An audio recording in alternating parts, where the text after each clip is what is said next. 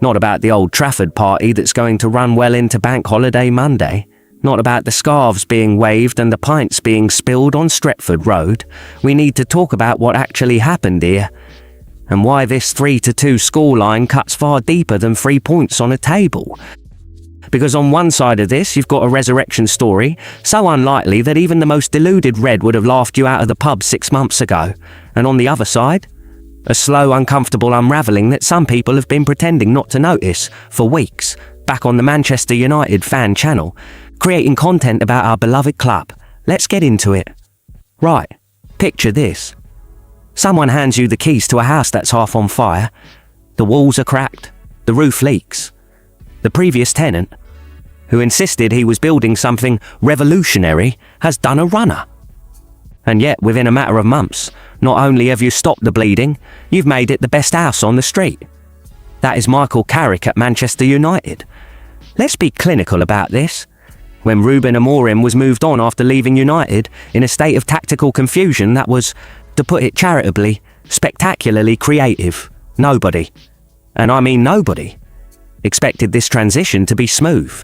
Carrick didn't arrive with a grand unveiling, no sweeping declarations, no promises of a new dawn plastered across the back pages. He came in, got his head down, and let the results do the talking. The result today? Champions League football confirmed, back in Europe's elite, and achieved by beating the champions of England at Old Trafford. That is not a small thing. 3 months ago it felt like a punchline.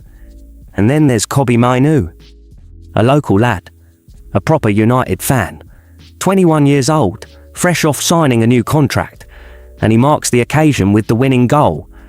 A sweet, composed finish from 20 yards that nestled into the bottom corner like he'd been doing it his entire life. This doesn't happen by accident. This is what happens when a manager actually knows how to speak to a young footballer, not as a financial asset, not as a line item in a transfer spreadsheet, as a human being with doubts and potential and something worth nurturing. Listen to what Mainoo said after the final whistle.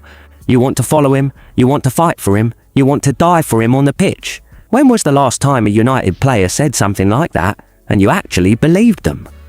Not because the press officer drafted it, not because it was strategically timed for contract negotiations, but because it was simply, plainly true.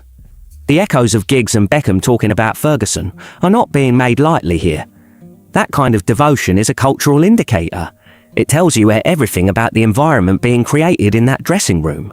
An environment, make no mistake, is everything at the top level.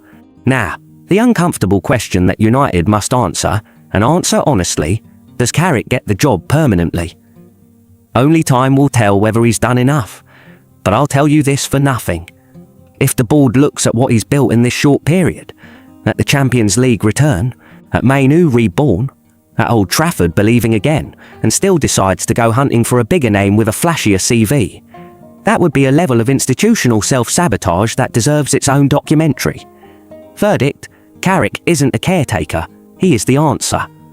United, for the love of everything, don't cock this up. In a season full of expensively assembled players, performing like they're still in pre-season friendlies, Mainoo has been a genuine breath of fresh air. Grew up a Red, plays like he means it, and now, on the day he signs his future to this club, he steps up on the biggest stage with the most important goal. Let's talk about the technique for a moment. In Carrick's system, Mainoo operates as a box-to-box midfielder with the license to break structure at the right moments. That goal was a masterclass in the exact quality that makes him so valuable. Intelligent positioning to anticipate the loose ball, composure under the weight of 70,000 people watching, and a finish that didn't waver for a fraction of a second. 20 yards, bottom corner, in the 77th minute of a 2-2 draw against Liverpool. Some players bottle that moment. They've been bottling it at this club for years. If we're being perfectly honest, Mainoo didn't flinch. I used to dream about days like this. I'm glad to be here. And my future's at this club. That sentence matters more than it might seem. In modern football, loyalty has roughly the same shelf life as a meal deal sandwich. So when a player says something like that, a player who actually had options, who was reportedly close to leaving before Carrick came in, you take notice. Verdict: Mainoo is the foundation. Build around him properly. Or spend the next decade explaining why you didn't. Right, Here's where we stop being polite. Liverpool, Premier League champions. The team that was supposed to be running away with the narrative this season. So what exactly are we watching? 11 defeats this season, from the champions of England. Let that settle. Imagine you've just run the London Marathon and everyone's applauding at the finish line. But the last 6 miles, you were limping, you fell twice and you crossed the line looking like you'd been through a hedge backwards. People still hand you the medal, but we all saw what happened out there, didn't we? Liverpool still need results to guarantee a top 5 finish. The champions of England, still doing the maths on whether Bournemouth might pip them for a European spot. If you'd said that in August, you'd have been laughed out of every pub from Anfield Road to the Albert. Now, Arne Slot, to his credit, refused to hide behind the injury excuse. Salah absent, Isak absent, Ekitike absent. He could have leaned on that narrative all day, and most of the media would have nodded along sympathetically. Instead, he looked the reporter in the eye and said the second goal wasn't conceded because of a handball. It was conceded because his side lost the ball in a stupid position and lost the important duels. That's admirable honesty, but honesty about the problem isn't the same as solving it. Here's the structural issue that no one wants to say plainly. Liverpool's reliance on a handful of individuals isn't just a risk management problem, it's a squad design problem. When your top attackers are out, what do you actually have? What's the plan B that doesn't look like a works team on a Tuesday evening?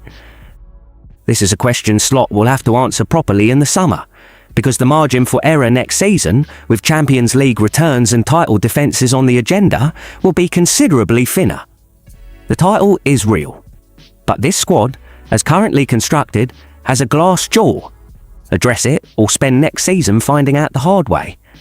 Let's give credit where it's absolutely due, because this section isn't about criticism, it's about a much more uncomfortable truth. Dominic Szoboszlai has been the one Liverpool player this season who has consistently performed like a champion. Think about what that means. Across an entire squad, with the backing of a club that's been spending serious money, with a manager who won the league, one player has turned up week in, week out with the application and quality that the occasion demands. That's not a tribute. That's an indictment of everything around him. Today his goal was a thing of genuine beauty. He picks up a misplaced pass 2 minutes into the second half, embarks on a 40-yard run to the edge of the box and guides a low shot past Lamens with his left foot. Technically precise, purposeful, excellent. But here's the brutal reality of football. One exceptional individual inside a collectively inconsistent team is like having a top-of-the-range boiler in a house with no walls. Impressive on its own terms. Absolutely useless in the bigger picture. Verdict? Szoboszlai deserves to be surrounded by players who match his standards every single week. Liverpool owe him that much. Slot made his feelings known about the second United goal. He thought the ball struck Šeško's hand. He might be right. The Premier League's VAR record this season hasn't exactly been a monument to clarity and consistency. But, and this is important, Slot himself said it. The handball didn't cost them the game. Losing the ball cheaply cost them. Losing the physical duels cost them. And then there's McAllister, one of Liverpool's most technically accomplished midfielders, a man who has played in a World Cup final, and his clearance in the 77th minute was so poor, so generously offered up to the oncoming Mainoo, that it might as well have come with a bow on it. This isn't about destroying one player for one mistake, but patterns matter, and the pattern of Liverpool giving the ball away in dangerous moments, gifting opponents exactly the opening they need at exactly the wrong time, has been a recurring theme in their losses this season. The VAR frustration is understandable. The decisions have been inconsistent across the board this season for multiple clubs. But consistently blaming external factors for a run of 11 defeats is a coping mechanism, not an analysis. Sort out the structural problems in the summer. The referees aren't going away, neither is the fixture list. United's last Premier League double over Liverpool was 10 years ago. A decade, 3 permanent managers, several expensive experiments that didn't work out, hundreds of millions spent. And it took an interim manager, a local kid, and a dressing room finally pulling in the same direction to make it happen again. The win at Anfield in October might belong to the Amorim era on paper, but it's Carrick who has genuinely restored something at Old Trafford. Not just results, but belief. That intangible, frequently underestimated quality that separates a squad that turns up from a squad that shows up. Mainoo described it best. You want to fight for him. You want to die for him on the pitch. That is what a functioning football culture sounds like. That's what's been missing at this club for longer than most supporters care to admit. And Sir Alex Ferguson, reportedly taken to hospital as a precaution before the game, a detail that hung over proceedings like a shadow. We'll have heard the scoreline and felt something warm in it. Some results just mean more. This was one of them. Manchester United 3-2. Liverpool is not just a football result, it's a photograph of two clubs at very different points in their story right now. United, for all the chaos of recent years, are pointing in a direction that actually makes sense. The manager gets it. The captain is homegrown. The culture is healing. This isn't perfection. There's still a long road ahead. But for the first time in a long time, the trajectory feels genuinely upward. Liverpool close out their title-winning season, not with a lap of honour but with questions they can't defer much longer. The trophy is real, the achievement is real, but 11 defeats in a championship season is a number that demands honest reflection, not spin. How long do we pretend this is all fine? For United, protect what Carrick has built. Don't let boardroom politics undo 6 months of genuine progress. For Liverpool, the summer window is not a luxury, it is a necessity. Fix the squad depth. Address the structural fragility. Because next season, the rest of the league will have taken notes. Football doesn't deal in excuses. The scoreboard only records one thing. And today, it reads 3-2.